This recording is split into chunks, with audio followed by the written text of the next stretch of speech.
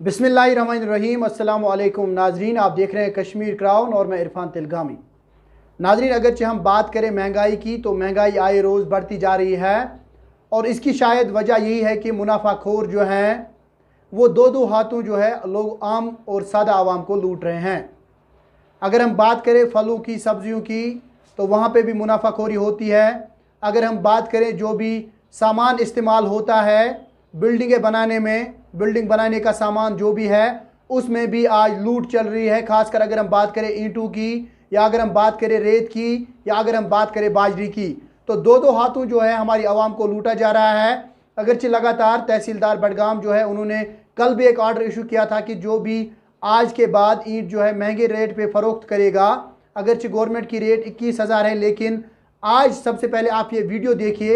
इसमें आप देख सकते हैं कि किस तरह से एक भट्टे का मालिक जो है वो एक खरीदार को 27,000 रुपए रेट बोल रहा है और वो भी बिना गाड़ी के। बट मज गाड़ी पे बट मज कत पे गाड़ी पे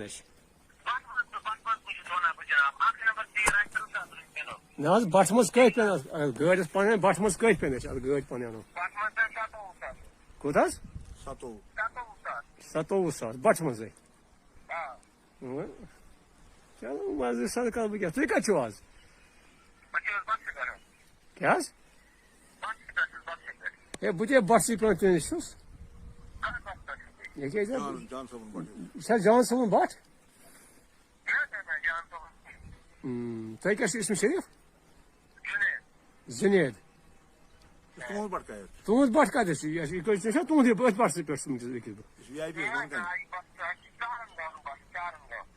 VIP बस तुम कत रोजान बिल्कुल बिल्कुल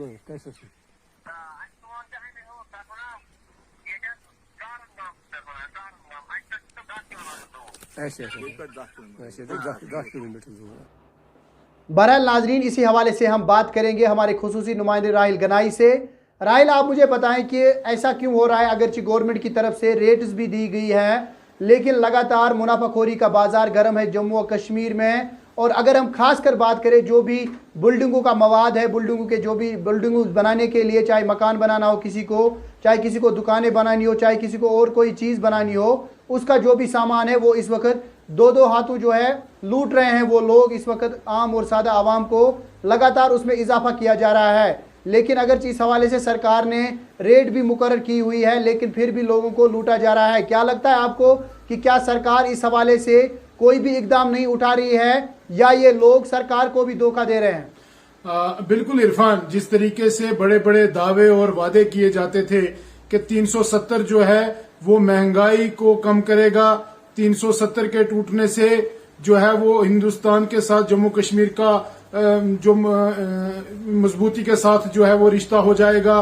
कहीं ना कहीं ये बताया जा रहा था कि 370 के टूटने के बाद जो महंगाई है वो खत्म हो जाएगी, बेरोजगारी खत्म हो जाएगी, यहाँ पर नौजवानों को रोजगार मिलेगा। लेकिन ऐसा ग्राउंड जीरो पर देखने के लिए कुछ भी नहीं मिला, उसके बरक्स ही मिला। अगर हम बात करें महंगाई की, अवाम जो है वो परेशान हाल है, उनके मुंह से सिर्फ एक ही लफ्ज निकलता है कि अब क्या होगा।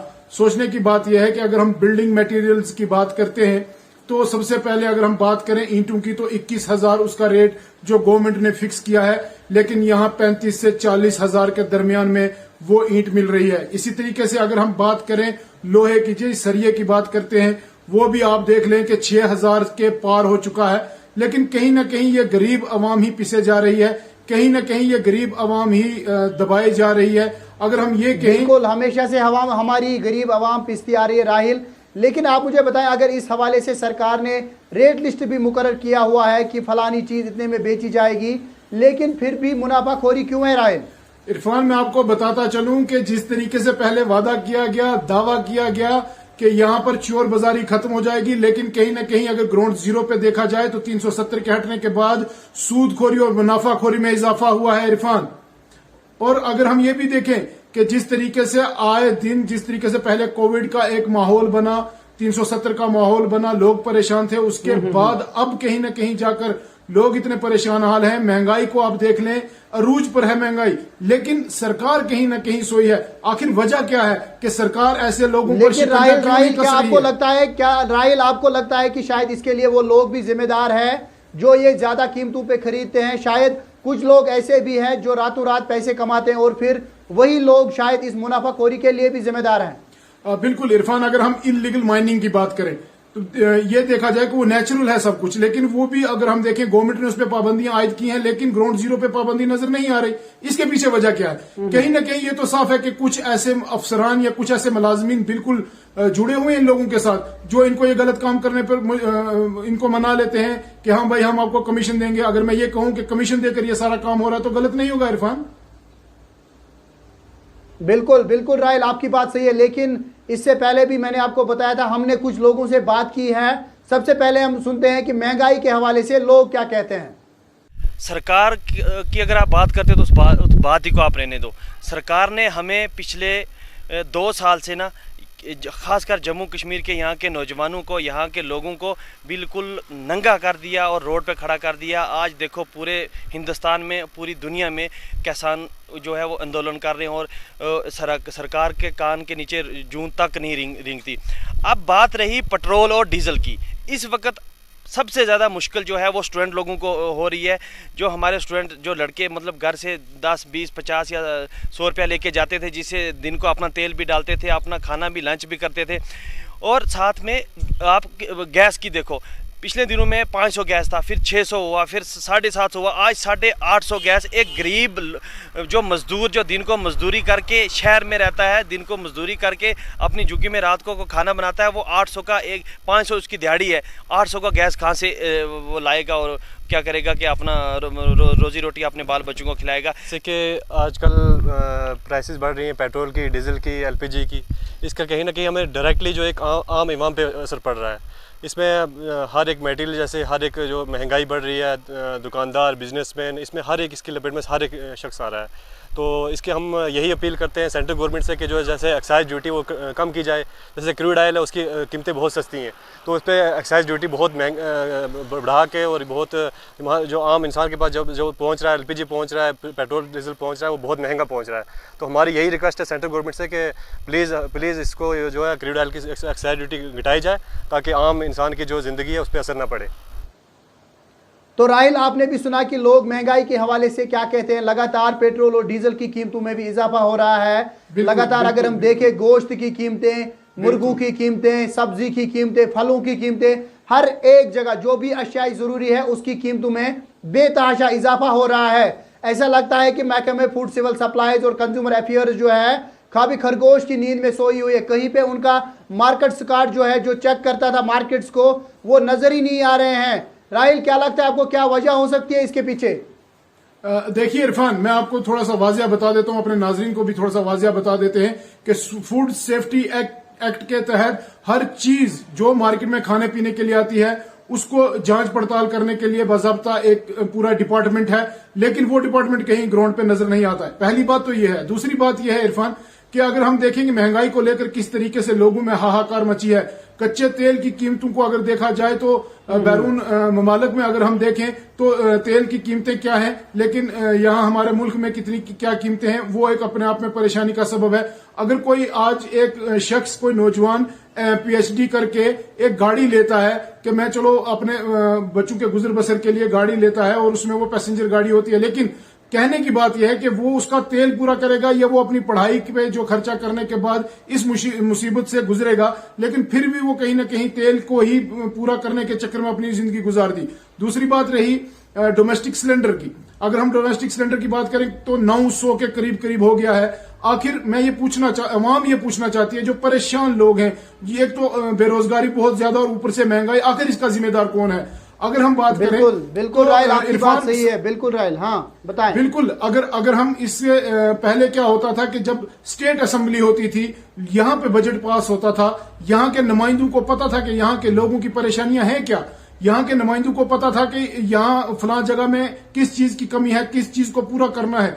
अगर ये देखा जाए, यहाँ का गरीब अवाम, जो एक गरीब मजदूर तबके से ताल्लुक रखने वाला शख्स, अगर उसको कोई परेशानी होती थी तो वो अपने नुमाइंदे से जाकर मिलता था, अपनी परेशानी बताता था।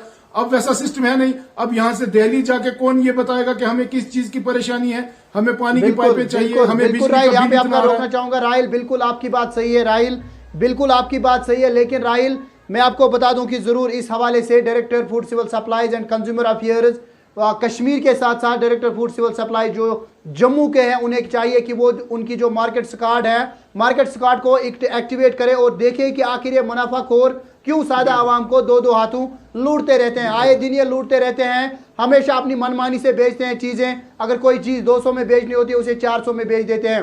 ज़रूर इसकी जिम्मेदार जो है, इसका जिम्मेदार महकमा जो है, शायद वो महकमे फूड सिविल सप्लाईज है, क्योंकि उन्हें ही ये सब आता है, उन्हें इस हवाले से स्क्वाड भी रखना चाहिए। बहरहाल हम क्या कर सकते, हम तो इतना ही कह सकते हैं कि ज़रूर इस हवाले से उन्हें अब टीमें तश्कील देनी चाहिए जो आए रोज़ जो है मार्केटों की चेकिंग करें, ताकि ये मुनाफाखोर जो है इस मुनाफाखोरी से बाज आ जाए। बहरहाल राहिल, आपका बहुत बहुत शुक्रिया हमारे साथ बात करने के लिए। नाज़रीन, एक बार आपको फिर बता दूं कि जो भी बिल्डिंग मटेरियल है उसमें काफ़ी इजाफा किया गया है। अगरचे ईंटें 21,000 उन्हें बेचनी थी, लेकिन कहीं पे 35,000 और कहीं पे 40,000 इस वक्त बेची जा रही है। उसके साथ साथ अगर हम सरिये की बात करें, सीमेंट की बात करें, बाजरी की बात करें, तो उसमें भी बेतहाशा इजाफा कर दिया गया है। ज़रूर इस हवाले से लेफ्टिनेंट गवर्नर एडमिनिस्ट्रेशन को चाहिए कि वो इस हवाले से इकदाम उठाए और इनकी जो रेट्स है ताकि वो फिक्स हो जाएं और दोबारा जो ये मुनाफाखोर है ये सादा आवाम को न लूट सके। बहरहाल नाज़रीन, मुझे दीजिए इजाज़त। ऑनलाइन एडिटर सोफी सजाद के साथ खुदा आपका हामी और नासिर, जम्मू व कश्मीर जिंदाबाद। यतीम एक छोटा सा लफ्ज, मगर इसकी गहराई इसका दुख है जो महसूस किया जा सकता है। हम अपनी रफाकतें और मोहब्बतें बांट सकते हैं। साल 2019 को कश्मीर क्राउन ट्रस्ट का वजूद अमल में आया। ट्रस्ट का मकसद महज यतीमों, बेवाओं, मिस्कीनों और मजदूरों की फलाह बहबूद के लिए काम करना। इदारे ने अभी तक 15 से ज्यादा रिहायशी मकानात गरीब आवाम के लिए वक्फ किए हैं। इसके अलावा बीमारों, नादारों, मुफलिसों की मदद के लिए पेश है। आप भी अगर इस नेक मिशन के साथ जुड़ना चाहते हैं तो दिए गए अकाउंट नंबर के जरिए आप अपना हक अदा कर सकते हैं। जम्मू और कश्मीर का पहला मुनज़्ज़म इदारा कश्मीर क्राउन ट्रस्ट।